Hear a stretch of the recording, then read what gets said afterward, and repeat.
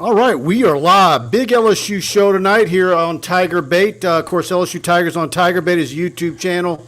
And I think we've got a lot to discuss tonight. LSU football camp, elite camp. I was there this afternoon. Before that was at LSU baseball. Buddy's got a lot of stuff he wants to talk about as far as some LSU football tidbits. And big Super Regional this weekend hosting Kentucky. Will the Tigers get to Omaha? And today we had Ty Floyd, Beloso, and Gavin Dugas. 3 great interviews. Those are, of course, on our YouTube channel. Show brought to you, of course, by Pride Roofing, the official roofing company of TigerBait.com. And we'll talk about them a little bit later in the show. But welcome back, buddy. Good to see you, Mr. Mike Scarborough, the publisher of TigerBait.com. Hey, listen, folks. We needed a little break last week. I think people forget sometimes that this is what we do. This is what we love. We want to give you a quality show. Quite frankly, I was a little burnt, and I think Mike was too. We had a lot going on. But it is good that we are still talking baseball, and it is good that now we have LSU in sights to make it to Omaha. I will tell you this. I had Todd Walker for an extensive interview today. And this is not the same Kentucky team that LSU beat 2 out of 3 earlier on. In fact, the 3 guys who's pitched and started the regional, and they had to come from the losers bracket to beat Indiana twice the last day. All those guys pitching in that, they didn't pitch and hardly pitch in the first time they were here with LSU. And they've got a monster reliever. They're going to play small ball. They're going to bunt. They're going to make LSU feel the bunt, throw to the right bases. We always talk about it. LSU can't bunt worth a crap, and they generally don't defend the bunt worth a darn. Tommy White's going to have to field some bunts. Trey Morgan, glad he's back at first base. But hope all you fans, listeners, viewers, everybody out there, Tiger Nation, doing well. And, man, I am chomping at the bit. Yeah, I want to see them go far in Omaha and continue baseball coverage. But I'm chomping at the bit because I didn't buy in on your 11-1 record just yet. But I'm starting. There were 2 running backs in spring. I'm going to talk about 8 running backs possibly lining up for drills early on in the month of August. Elite camp this afternoon. I need to go back and watch a lot of my tape. I stayed for probably 2/3 of the one-on-ones. With the top guys. Tavion Galloway, LSU's tight end commitment, was one of them. Shot a lot of him today. How did he look? I think he looked pretty good. I want to see towards the end there. I think he started to fade a little bit. Well, he's never been around this heat and humidity. And I think it was the heat and humidity was starting to get to him. But I want to watch, and I'll have that video up on TigerBait.com probably tomorrow. I got to edit a bunch of stuff there, and I really like what I saw in John David LaFleur's son. You've been high on him ever since. I talked to David for a good while today. He's got offers. John David's not real active on Twitter. But I understand he's got a Texas Tech and a Miami offer already. The offers have been rolling in for him. Of course, he's at Sulphur. He's probably already 6'5", 6'6", 240, 250. Class of? 25. Okay. And he'll blow up. Yeah, he's Denbrock was getting a good look at him today, and I think he's the guy that could get. I don't know if he's going to get an offer today, but I went and filmed him against Southside Lafayette last year when they played that game in St. Martinville, and I think that kid's going to get a lot more attention because he's not real active on social media, and he's over there in Sulphur. A lot of people, of course, in that area know him. And I think he's definitely one to watch, and we'll talk about him a little bit. But there was a running back at camp today that I really liked. I want to get some more info on before I talk about him. But you can talk about probably 600 kids there. They were jam-packed at camp. I think they're charging $35, $40, $50 a head. The price has gone down of attending an LSU football camp. But they really had a lot of campers there today. It's very difficult to see what you're seeing. I've got to go back and watch it in my computer after the fact. By the way, I don't normally ask requests of our audience, but I do have a top-notch sponsor that needs a couple tickets for the Super Regional. So if you could email Mike Scarborough Mike Scar at Cox.net still? That's it. Or Buddy Songy at Cox.net, and I will take those tickets off of your hand. And also, let's have a little fun. Do you get the thumbs up? Do they make it to Omaha? And is it 2 or 3 games? I probably have not decided, but I think They're going to Omaha. this is going to be an outstanding weekend. And then, Mike, the one thing that we forget, because LSU hadn't hosted a regional in 4 years, these frickin' rain delays, and in case you missed it, Beavis and Butthead were the 2 NCAA officials that came over here and were legislating everything. So it's been a cluster But F. Saturday was crazy with the lightning. Well, and you know. I mean, I'm driving. I was going up and down Blue Bonnet and getting dinner and on the phone with Tiger Shark and others and like, man, it just would not stop. I mean, the lightning was everywhere. And there's another 45-minute delay. You know, just every time they popped off, and it just wouldn't stop. Yeah. So if you got some couple tickets for a game or the whole book, once again, email Mike or myself. Thank you. Okay, guys, if you're enjoying the show, as always, please hit that like button. Very much appreciate when you guys hit that like button, and it really helps us with the YouTube algorithm. And, of course, share the show to your Facebook. Text it out to your LSU friends. Keep spreading the word about TigerBait. We appreciate that. All right, let's get to some questions real quick. Josh Forbes says hello. Hal Jubin says hello back to him. DA, Mike, I was very disappointed in Jay after his first press conference after Oregon State, the first Oregon State game, when the young lady asked him about stranding base runners and he brushed her off. I wanted to know the answer to that question. There was multiple people who were getting little, taking Coach Johnson to task over the way he's a little sharp sometimes. Well, I think there's 2 caveats to add to that story. The first one is I saw a big old truck with Boudreaux's butt paste going into the LSU baseball facility, and they were tight. They were really tight. And I think one of the reasons that Jay Johnson was tight is that he had his pitching coach, Wes Johnson, leaving. And they were trying to keep that secret. And you know how hard. I think it's tight either way. But no, I know, but I'm just saying, you know how tough it is to hold information out.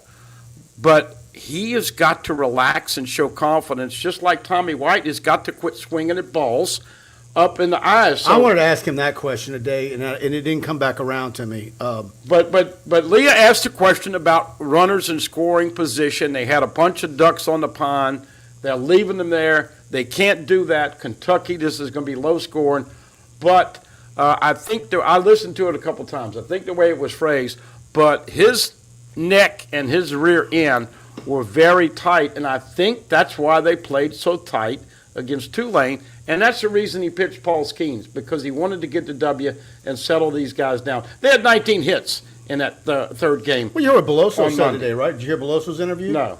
Beloso said his first at bat against Tulane, he went back to the dugout and said he's telling one of his teammates, I couldn't feel my legs. He was so amped up and for the tournament, and it was a packed house, and then he settled in. But I think that's part of the calculus as to why he went with Skeens against Tulane. So patience pills for the hitters and Boudreaux's butt paste for everybody that can't handle the pressure of being an LSU coach or player. Kenny Haynes, Tiger Shark with the super chat. Thank you, Kenny. Says, DA, Mike, you know the answer, and it's a stupid question, buddy. You can use my analogy. Well, you know, Shark is just the MVP on the the site, and I think you're better suited. Well, although I am single, I guess it does fit me a little bit more than you. I got to watch out on YouTube. You start talking like that, and they demonetize you. What Shark said is, once you learn how to ride a bicycle, you don't forget how to ride a bicycle. Once you learn how to drive a car, you don't forget that, maybe until later on. And once Tiger Shark has some male single tendencies, you never forget how to do that. Thanks, Kenny, for that super chat. Thank you, Shark. LSU beats Kentucky in 2 games, says Dane Bergeron, heading to Omaha. Barry Barbier says, hope the Tigers make it to Omaha. Doug Knows says a 50% chance of thunderstorms on Saturday. You start schemes with that uncertainty with a question mark. And Jay Johnson told everybody, look, I got some underground weather sources. Mike, I was watching this stuff all weekend, and here was the difference last weekend, folks. Generally, we get stuff going east to west or west to east, or sometimes coming up from the Gulf, south to north. We were getting those storms from north to south. That never happens, but it's not the rain, it's the freaking lightning. And once you get a lightning strike within 8 miles of the stadium, that precipitates a 30-minute delay. And so I'm sure that they'll have a better handle on it in the next 24 hours, but that's the real key. It's a great question, though, and will he get the right weather information again? I say you start schemes at 2 o'clock, and hopeful if it's not lightning, you're not going to waste him, because, of course, that's what happened against South Carolina. Okay, I got one here. Chris Scott, can we pull the unthinkable and flip Dixon from Bama? Have we ever flipped a Saban commit? No, they haven't. There was an offensive lineman that decommitted and committed LSU, but that was one that he cut loose years ago. Certainly we know about Aaron Anderson coming here after the fact. But LSU has never flipped a commit, particularly one that's in the state of Alabama. Mobile Christian, one of the top linebackers in the country. There used to be a time, 15, 20 years ago where LSU did some damage in the Mobile area. Yeah, they got Jamarcus out of there. Jamarcus Nick Russell. And Jumbo. And Chevis Jackson. Yeah. I remember, who's my guy that was the offensive line coach under Miles? Josh Henson. He had Mobile and that area. And I think it all started with Julio Jones, and from then on, LSU didn't get anybody from that area. But well, look, there's a lot of DJ Fluker. You had a bunch of them linemen. Oh yeah, DJ Fluker. Well, yeah, I mean, DJ Fluker told everybody how much money he made at Alabama after the fact, and nothing ever got happened. By the way, in case you missed it this week, Nick Saban, Greg Sankey, and others went to lobby Congress and trying to get some kind of transparency and consistency with everybody under the same rules with NIL. Right now, it's all up to your state. The state of Louisiana, Florida, Alabama, everybody's got different rules. So they're trying to, but isn't it funny that all these years, Bama and Georgia and many other teams were loading up and buying players under the table, and now that everybody's got a chance to do it, now all of a sudden, and he's worried about USC, he's worried about A&M, worried about Texas, worried about John Ruiz in Miami. It's just a little hypocritical for a lot of LSU fans that Nick is crying wolf after all those years. We know. Well, here's the thing about Mobile. That's a straight shot to Baton Rouge. And that was always part of the selling part with Jamarcus and those guys in the Mobile area that when LSU used to recruit that area. It's just like the Gulf. Unfortunately, with the hurricanes and what it's done to high school football in the Gulf Coast of Mississippi, there used to be some success there in Long Beach. And, we know about the Dixon brothers.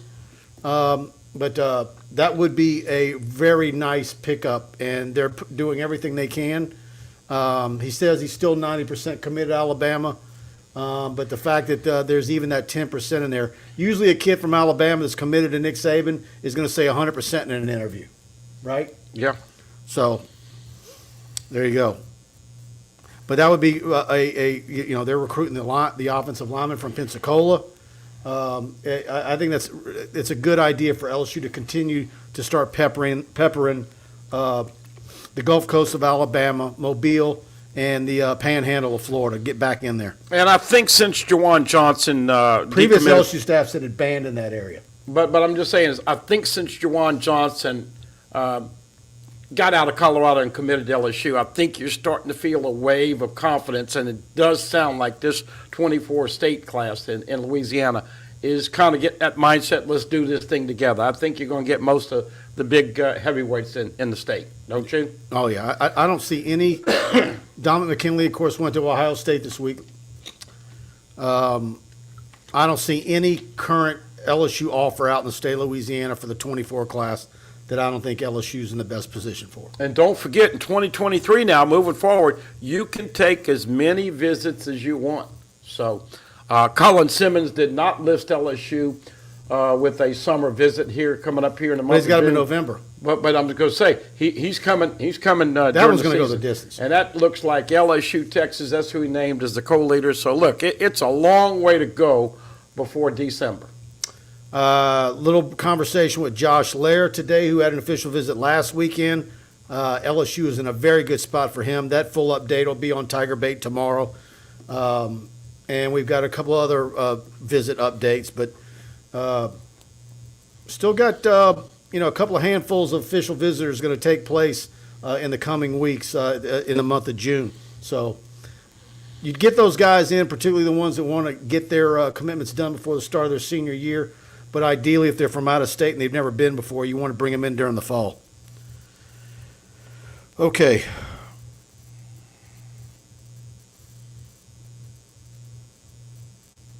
Scrolling down.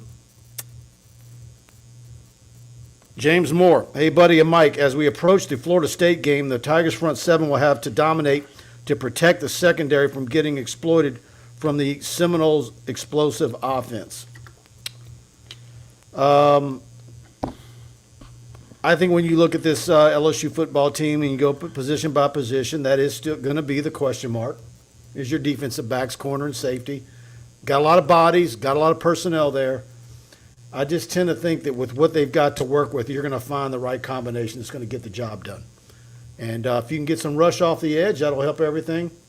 I think the defensive line's going to be salty. I think the linebacker's going to be better.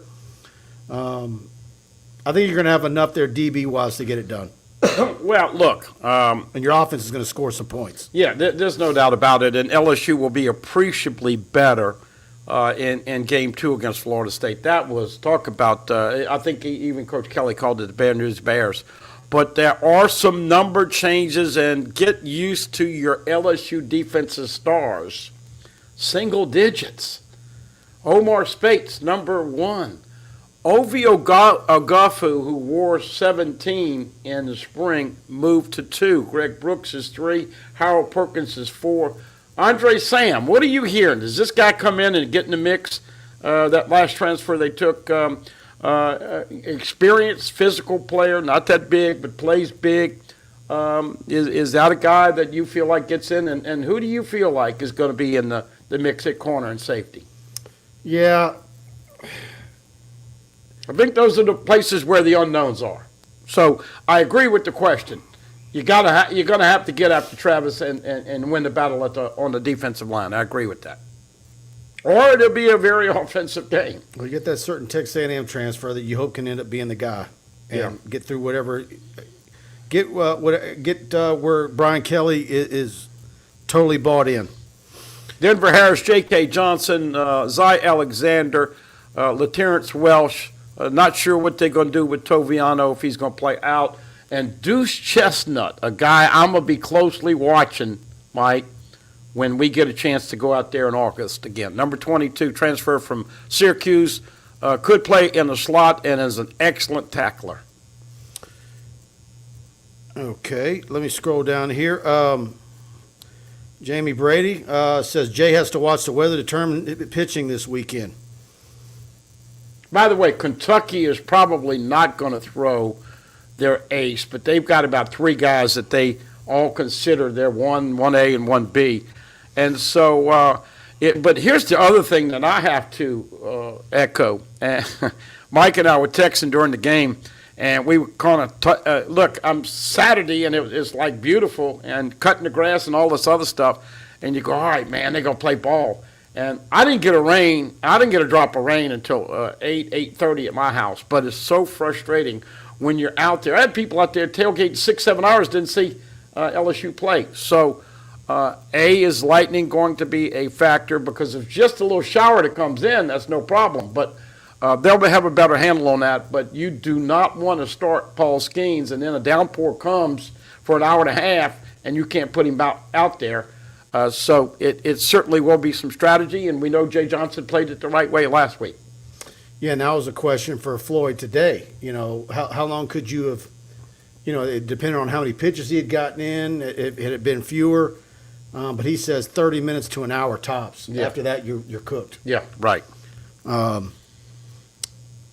Music says Saban is suddenly opposing things when his dominance disappeared. Yeah, our Brian Lazar wrote a story about the different approaches to the 9-game schedule between Brian Kelly and Nick Saban. And, of course, I had a bunch of Alabama fans on Twitter chirping at my tweet when they couldn't even read the story because it was a premium item. But I guess they didn't like the way I phrased the tweet. But, yeah, that is absolutely it. All of a sudden now that Tennessee has more than just a pulse, and because he's always had Auburn, LSU, and Tennessee, well, what's the difference now? Well, Tennessee is better, and they're trending better. And so not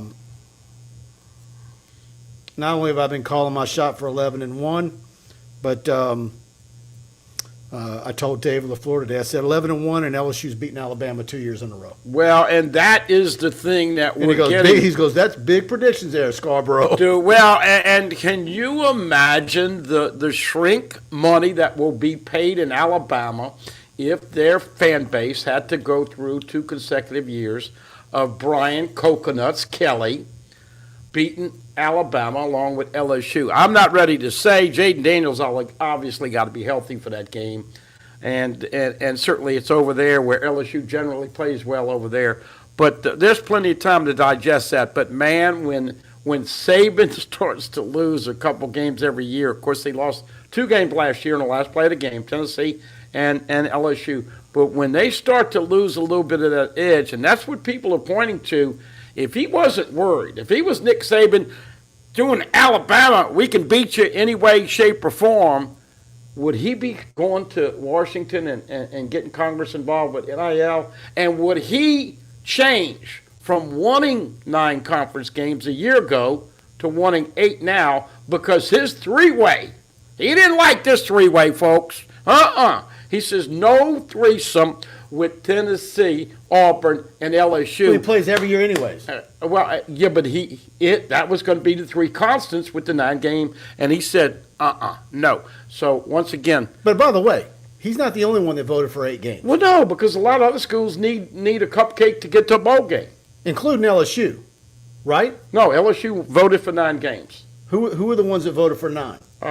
Florida, Missouri, LSU, and there were a couple of A&M voted for 8. Yeah, but bottom line is that, look, it could be just 1 year at 8 and then back to 9 once you get 1 year of UT and obviously Oklahoma coming into the conference. By the way, of course, football camps started that, 2 years ago, where current LSU football players or football players at any school can work camps and get paid. A lot of LSU football players out there working a day, and after they've worked for an hour and a half, 2 hours, they break up for one-on-ones, and they take the elite players, and they do 7-on-7 basically. And it was great watching Jaden Daniels work with the quarterbacks and call the plays. He was calling the plays today. That's usually where Joe Sloan's at. Mm-hmm. It was Jaden Daniels doing it. Joe Sloan did a little bit, but Jaden Daniels was really hands-on with all those high school kids. And also watched him today. He and Ricky Collins were almost inseparable. It looks like he's taking Ricky Collins under his wing. I didn't see Nussmeier today. He might be somewhere, or maybe he was at the last camp. But Caleb Jackson was out there today. Looks great. Shelton Sampson looks great. Got to see a lot of the freshmen that arrived in June, and they all look good.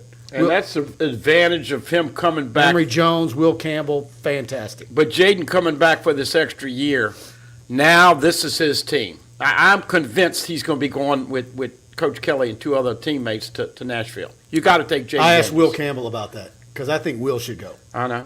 And if not Will, it should be Emory. I think there should be an offensive lineman there. And because no, they hadn't asked me yet.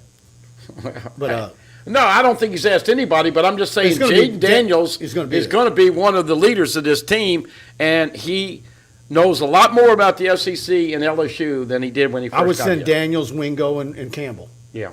Okay.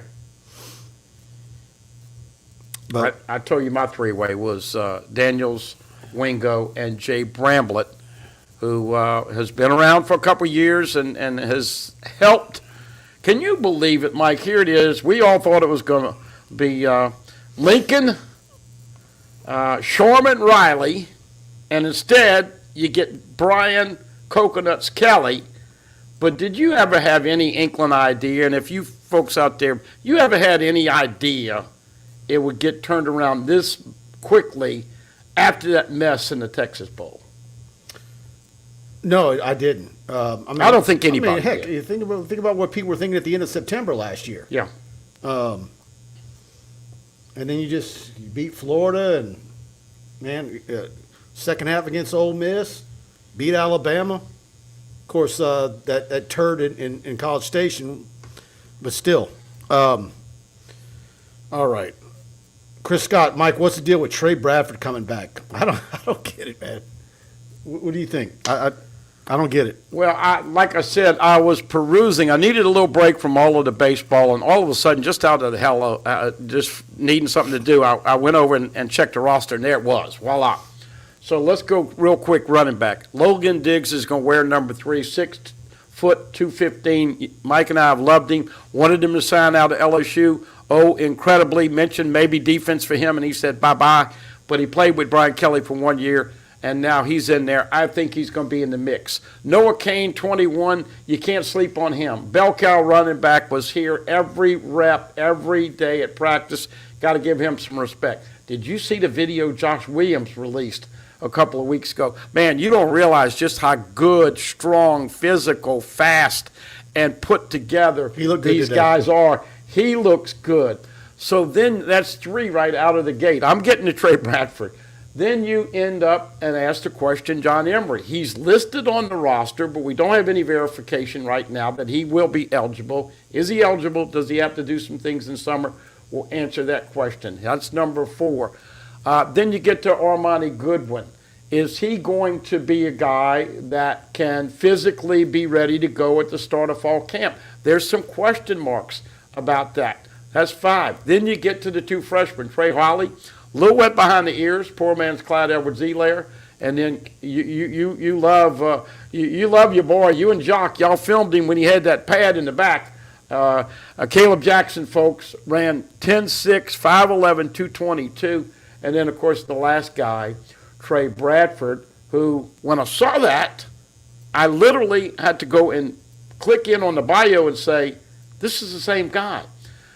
He's really fast. He's got a burst, but he did catch a touchdown pass or a 2-point conversion, I forget which, against Oklahoma in that blowout. But if he can catch the ball, he can run. So Emery, obviously, you got to get over the fumbling. Goodwin, you got to get over the but, man, when you look at 8 and you had 2 to lean on in the spring, that's why we kept saying all spring, this team is a shadow of what it's going to look like in the fall. Absolutely. Bart Smokey says, pitching coaching search. I got off the question today. That was my question to Jay Johnson. And I kind of phrased it in a way, and I wish I would have moved it a little bit, but because I knew the answer, so I'm not focused on that. Yeah. But I asked him, are you surprised by some of the messages you've got in pitching coaches that are interested in the opening? And I should have said, while you're focused, so there are people who are messaging you, coaches that are messaging you, saying that when it's time for you to look at it, they're interested, right? And then he might have said it a little bit, but he basically said, yes, we're going to hire somebody, Cracker Jack, and he's you can tell he's got some people that are letting them know that they're interested in it. Mike and I heard about a week ago that Wes was putting his name in the hopper on a lot of head coaching opportunities, and I'm going to spare everybody with my jokes about getting a head job. I mean, bottom line is he's been in Arkansas, he's been at Mississippi State, he's with the Twins, and now he comes to LSU. It's time for him to be the head man. And at Georgia in the SEC, now here's the tricky thing. You got this gentleman's agreement. Remember what happened with Andy Cannizzaro and Paul Maneri? Cannizzaro had a recruit. They committed to LSU, and I think it was Tanner Allen or somebody like that. And so Maneri thought, well, he's committed to LSU. Well, when Andy got the job and went to Mississippi State, he followed him over there. So, A, how many of these pitchers are going to follow him? How many is Wes going to talk to and say, hey, I could use you in Georgia? And then, obviously, who do you bring in, and does he have the same kind of impact in recruiting that Wes Johnson did? So all of that is to play out. I'm confident Jay will get a great man in there, but it's a little complicated situation. I just remember Bo Pelini getting the head job at Nebraska, Mike. Defensive coordinator, they still win the national championship. That's the best case scenario. But Wes Johnson's on the phone, getting a staff together, recruiting, doing all kinds of other stuff. So both him and Jay are probably, working 18 or 19 hours out of the 24-day. Absolutely. 24-hour day. All right, let's hear from Mike and Alex.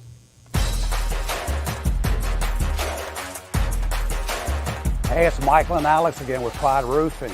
Here we grow again. Did your roof get to Niger and Hurricane Ida? The insurance company is playing game with you. Don't forget, August 29th is your 2-year anniversary to make a claim. Your neighbor got new roof, why not you? Pay your deductible. We're fortified, certified. We do your roof, you came on the Pride umbrella, bet on Pride. 855 Pride 16. There you go. Mike Faraday, Alex Martinez with Pride Roofing. Give them a call, 855-PRIDE-16. Tell them you heard about them on TigerBait, and they're going to pay for you to have free TigerBait Premium free for a year with your free roofing inspection. Cannot beat that deal. I've got another one today that the office sent me that I've got to get set up, and people continue to jump on that promo, and we're going to run that forever. So give them a call, 855-PRIDE-16, anywhere in South Louisiana. And, of course, based right there in Albany, Louisiana, Louisiana-based company, Mike Faraday, an LSU grad, Baltimore High grad, and nobody's better than them in the roofing game. Hey, look, you're not going to see us on TV every 30 minutes. That's not our shtick, but what we try to do is give you an A to Z experience like nowhere else. I'll never forget we kept pointing to this Pride Roofing sign, and we told you that Brian Kelly was going to restore pride in LSU football. Kim Mulkey in LSU women's basketball. Obviously, Jay Johnson, #1 for 12 weeks. That's what it's all about. We live vicariously through these teams. You will live vicariously with the fact that, hey, they did a great job. They got there early. You're not going to have crazies on the phone smoking cigarettes, fighting with their girlfriend. No, this is professional. We get there early. We show up. We do the job. We show up in the pencil. And as always, Baton Rouge office, Jorge Martinez, 275-2041. Outside the Baton Rouge area, 1-855-PRIDE-16. Don't forget, metal roofs are incredibly hot with the acquisition of Crown Metals, and now you tell me they've got a concrete company. We continue to get bigger, better, and all we ask for is an opportunity. You will not be disappointed, and you will understand why we have Pride Roofing as our great title sponsor on this show. Barry Barbier says Saban wants it to be regulated, and then after they regulate, they'll find a way to cheat like he always did in the past. I agree with you 100%, Barry Barbier. Saban and Belichick are going to go down as two of the greatest football coaches, college and pro, and yet I'll be damned if neither one of them drives 70 on the interstate. Belichick got caught with his hand in the cookie jar with OTAs a month or so ago. Bottom line is that, we've heard this thing. When they're your coach and he's cheating, you know what the fan base says? Do all you can to get us a great team. If you got to cheat, do it, but just don't get caught. And let's be honest, Alabama has had evidence against them many times, and they have not been sent to the timeout room. This is my prediction. If he goes another season or two without a national championship, he's going to hang it up. You think? I think so. Particularly if he loses to LSU again and doesn't get to Atlanta. I mean, think about that. What's the has he gone 2 years in a row without making it to Atlanta? How long has that been? Since other than the first 2 years he Look, got there. they win so many championships over there. I just don't think he's gonna tolerate that too long. And on the flip side, I think if he wins one more, he will probably go to the house and probably do TV with the ESPN guys or whatever. But look, bottom line is, I think the one thing that we want to stress to the Alabama people, remember the South Carolina people were talking all that crap with women's basketball and all the other stuff, and then I rattled off about 5 things where the Gamecocks had to shut up, of course, with Kim Mulkey and all other stuff, the offensive line coach, Logan Diggs, all that. Alabama fans love to talk, and they will be crazy if Alabama would lose a couple games this year. But you're right. Very often we say, to get to Atlanta, you got to go through Tuscaloosa. And once again, it's in Tuscaloosa this year. Going to be on CBS at night if both teams are in the spot we think they'll be. All right, guys. If you're enjoying the show, please hit that like button. If you haven't subscribed to the channel, please do that. Hit the subscribe button and notification bell. We had Jay Johnson earlier today. Got that full press conference on our YouTube channel.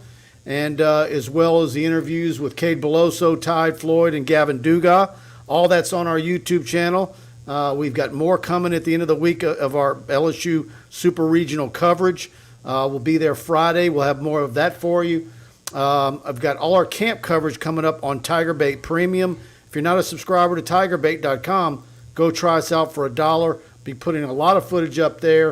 And I also have some footage from the last camp.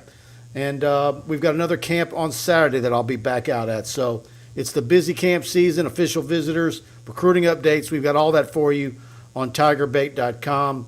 And after the show, go subscribe. I think you'll enjoy it. You get all our newsletters. Sent one out yesterday, our text alerts, and we're on the message board day and night. Hey, recapping the regional in case you had gone to the beach or whatever. Paul Skeens goes 9 innings. And his first 9-inning complete game, of course, he did have an earlier game, 7 innings, where they run-ruled him. Speaking of that, Kentucky got run-ruled 16-6 when Skeens came here. When they came here the first time in April. And then, Mike, I think one of the breakthrough moments, Ty Floyd goes, you have the rain delay. Thatcher Hurd came in and pitched 5 innings or whatever, 12 strikeouts. That was huge. Gavin Guidry came in and looked like Matty Ott. You remember Matty Ott, how good he was as a freshman reliever. And so you win that 6-5 Marble game. And then the last game, obviously, Oregon State was tired on Monday. But if they can hit the ball like they did in that third game, play a little bit better defense, show some discipline and not swing at pitches out of the strike zone. Walker was telling me Kentucky's got 3 guys that throw the sinker ball. He doesn't think there's going to be a lot of home runs this weekend. And Moore is their monster reliever who is dominant. He's nasty. So you could see this first game Saturday being 0-0 after 4 innings. But you hope that LSU takes care of business, makes it to Omaha. And after that, we'll see. What was your most aggravating thing of last weekend's game? Oh, man, are you kidding me? It's got to be Tommy White with some of those swings to end innings with getting a third strikeout, swinging at some really high fastballs. Can I be honest with you? Yeah. The most aggravating thing was waiting around on Saturday. And I got some workout in and did some grass cutting and all, but still. And you can't believe what's happening in LSU with all these delays, and then not to see them play a game after all that waiting. So I'm not one. You know, I don't have a lot of patience, so I can't criticize those guys for swinging because I need the patience pills too. But waiting around, not knowing if they're going to play. As far as the games, You've got to be more under control. I mean, I wanted to ask Jay that. I mean, what does he say to him in the dugout? Does he just leave him be because you don't want to mess with a guy? Because some of those were just. Oh, no, I think he needs to talk to him more because he continues to do it. Now, here's the thing, in case you didn't hear this afternoon. Florida Star, Jack Caglione, Dylan Cruz, and Paul Skeens are in the final 3 for the Golden Spikes Award, which, of course, LSU had with Ben McDonald. And so I'll ask you. Now, it's June 25th is when they are going to Name it. So I want to have the last 2 weeks. We got a couple weeks before that, maybe 2.5 weeks. Who would you give it to right now? Because if you look at the career, Dylan Cruz is one. I think the majority of the fans say, man, what he's done for 3 years, he's going to go down as the best position player ever, even better than Todd Walker, Eddie Furnace, Bregman, and others. But on the other hand, if you look at this year, man, Paul Skeens and the way he sets LSU up. That's so tough. It is a tough call. I think it's either going to be. I tend to want to go Cruz, but, man. Yeah, I think, and we'll see what happens in the postseason, but that'll probably determine who wins it. What those two do in this weekend and then going to Omaha if they make it, or when they make it. Dane Bergeron, most aggravating thing is bases loaded with one or no out and then no scores. Ooh, man, you're right. Runners and scoring. But that's been coming along a lot. Yeah. And it pains people to see the bases loaded and a guy swinging at a ball up in his eyes on a 3-2 count. He doesn't swing it, and that's a run. And so there were a lot of aggravating things. I will tell you this, and you and I have talked a little bit during the games, and I see some of your stuff during the games, but they have been hard to watch. I know y'all all made fun of me because I had the glass half full 3 weeks ago, but I didn't ever. I mean, look, there's some LSU baseball fans that don't like you to be critical on any aspect of LSU baseball. Yeah. That's just a fact. But look, man, this LSU fan base, LSU baseball fans are they're smart baseball people, and some of that stuff.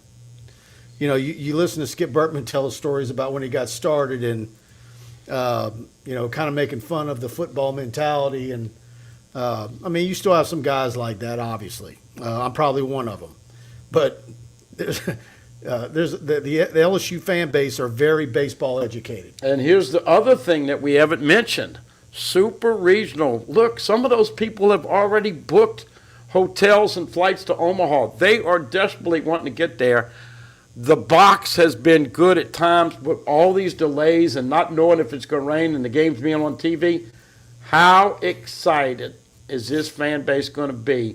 This is the last frickin' weekend to watch Paul Skeens, Dylan Cruz, Trey Morgan, Gavin Dugas, Cade Beloso, probably Jordan Thompson, maybe Hayden Travinsky. All I'm saying to you is seize the moment. You'll never see two players drafted this high in 1 year than what you have, and I hope the crowd is certainly going to be an impact. And, oh, by the way, umpiring, calling balls a strike, you still suck. Sorry, you suck.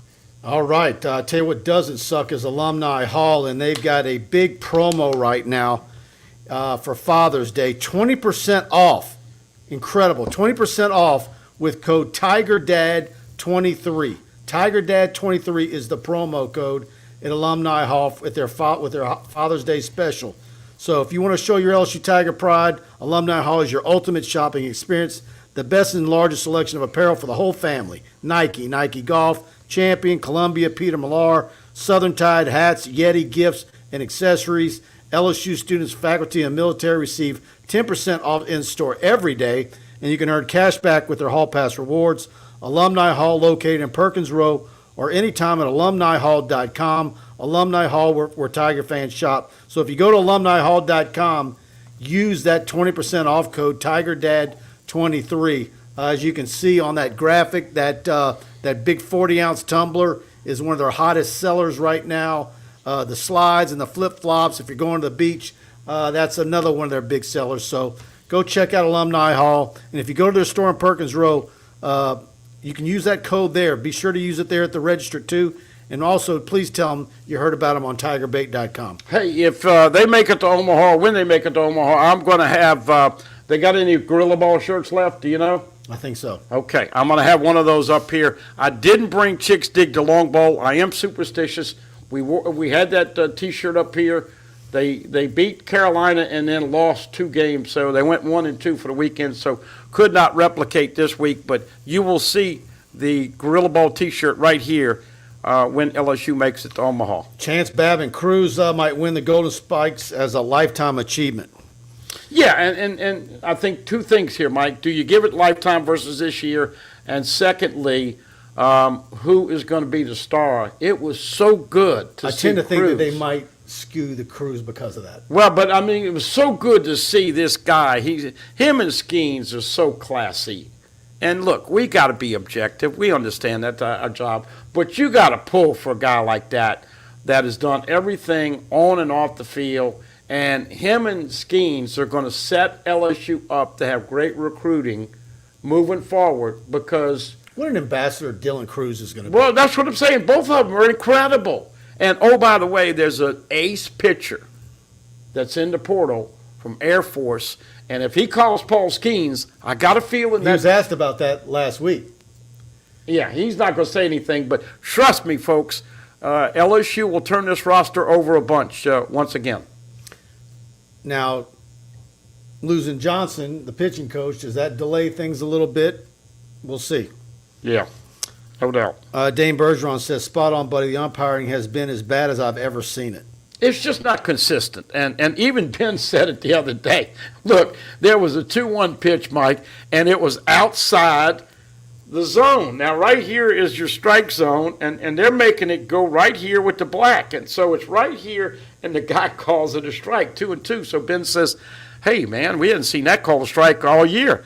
And so he throws the pitch in the same exact spot on 2-2. The guy calls it a ball. I just think that I understand trying to tighten the strike zone and track man and all that. But, man, if you can project, there's been a lot of chirping. I'll just say that. There's been a lot of chirping about the umpires this year. James Phillips, are LSU Kentucky getting SEC umpires this week and need to know the kind of calls they'll get on balls and strikes? Don't know that. Yeah, I don't. I do not. I think at this point, I don't know if they break them up or not. But look, I hadn't seen anybody able to differentiate on what conference by how they call balls Paul and strikes. Eskein says, bring back Alan Dunn. Who said PFM? Yeah, and look, I understand PFM thinking that. I think they're probably going to go with somebody a little younger and a cutting edge, a pitching coach. It might have been the Southern Miss pitching coach, but he got the head opportunity because Scott Berry is retiring. And oh, by the way, I hope Scott Berry takes care of Tony Vitello. Getting to watch Scott Berry coach against LSU last year Yeah. and watch his press conferences. He's retiring. Talk about a class act. Yeah. They showed video of one of my Southern Miss friends who used to run a Southern Miss site over there. Showed me a picture of him. He gets back from Auburn, and he's out there mowing the yard. And he showed me a picture of him blowing the grass. You know, that's just – I would love to see him get to Omaha and take care of Vitello. That's a contrast in two individuals right there. by the way, I heard the rumor that the Southern Miss outbid Tennessee to get the Super Regional. All the NCAA would say that I read in an article is that they looked at both bids and decided to go with Southern Miss. Now, some people think they've got a better record. That was part of it. But, man, we saw it with LSU. That little box over at Hattiesburg can be pretty. It's going to be rocking. It's going to be rocking. And, of course, Tony Vitello and Tennessee, they are the type of team that makes the hair on the back of your neck stand up. It's like, okay, you want a piece of me? I want to whip his butt. I want Southern Miss to take care of him. I want to see Tennessee. But we know SEC is going to end up with 3 or 4 teams, certainly 3 teams in Omaha probably. Dane Bergeron, I miss the good old days of Billy Martin, Augie Garrido, and Earl Weaver chewing out the umpires. Oh, goodness gracious. Billy Martin, Yankee guy, and Earl Weaver, obviously with the Orioles. And, Mike, Skip Bertman, I used to love it when Skip would turn his hat around and do all the crazy things. Billy Martin would cover up home plate with dirt, Earl Weaver, all of them. Jake Johnson, man. I know he's been uptight in press conferences, but all the things he's had to deal with, you think he's done a decent job of staying pretty poised? Because, look, it's been some spicy, and the players are going after each other. You know what? I'll say this. Of course, look, you don't know if it's that way, but I believe it is. You know, because it's the NCAA tournament, they have mandated when the NCAA rolls into town and they run a regional and they run it, and they do all the setup, and they have mandatory press conferences that each school has to participate in. They have to have mandatory time for the media to go to watch them practice. We will get that Friday, I think from 10 to noon, and then we get Jay Johnson again and a couple of players. Whether he's tired or not, his players aren't. I don't see where it filters to his players. Well, it did in the Tulane game. They played tight, but after they got that and beat Oregon State in the Marvel game, that's what I'm saying. Everybody's hoping that the onus is off their back. But you want to see – here's the thing. Do you? Well, I don't know if is it tight or is there a difference between being tight and just being big game nerves that you're going to have just because your adrenaline's flowing. Right. I just don't know if any things that he has filters down to his players. Well, and I think the thing that now that everybody knows the situation with Wes Johnson, I think that they're going to be fine. All of that is out the window. But there was some tension now. You got to remember, Jay Johnson was so uptight a couple weeks ago, he shut out practice for a couple, 3 days, and that's never happened over here. But everybody has got to handle pressure differently, and let's be honest, Mike, he knows whether you're a player, a ball girl, whoever, coach, you realize the pressure of being at LSU and the expectations for baseball. And, oh, by the way, his 3 assistant coaches that he's hired, first 2 lasted a year and got head coaching opportunities. Now Wes Johnson got one. So 3 coaches in a year and a half, both all getting head coaching opportunities. All right, guys. Great show. Thanks to all of you participating. Thanks for the super chats. Be back here next week. I think we're going to be talking about LSU going to Omaha. And you got 2 or 3? They went in 2 or 3? 2. 2? Okay. Go to TigerBait.com, subscribe. A lot of camp coverage coming your way. More recruiting updates on how the official visitors are going. We'll have that all for you. You can try us out for $1 at TigerBait.com. And thanks to all you participating. Good night.